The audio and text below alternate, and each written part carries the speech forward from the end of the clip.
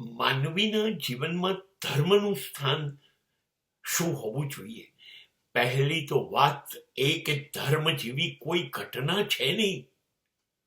સદગુણ, દુર્ગુણ, અધર્મ, નીતિ, અનીતિ આ બધું ભૂલી જાઓ. જીવવું સફળતાથી, સુખથી, મોજ શોખથી, બસ એ જ ધર્મ છે. બાકી ન્યાય, સત્ય, પ્રેમ, કરુણા, નીતિ આ બધી કલ્પનાઓ છે, કોરા સિદ્ધાંતો છે. એનાથી રોટલી નથી બનતી. રોટલી માત્ર પૈસાથી મળે છે.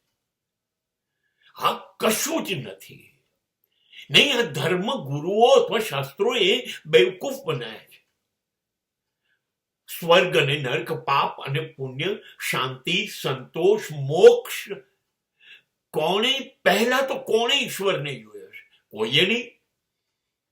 કોણે સ્વર્ગ કે નર્ક જોયું છે? કોઈએ નહીં. જે ગયા એ પાછા આવ્યા નથી.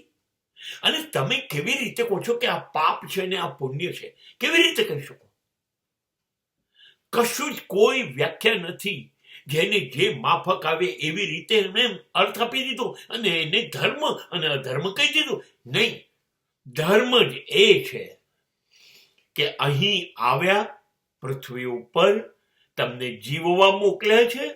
મૃત્યુ પામો ત્યાં સુધી તમારી જાતને સંતોષ થાય એ રીતે જીવો. એ ધર્મ. બસ.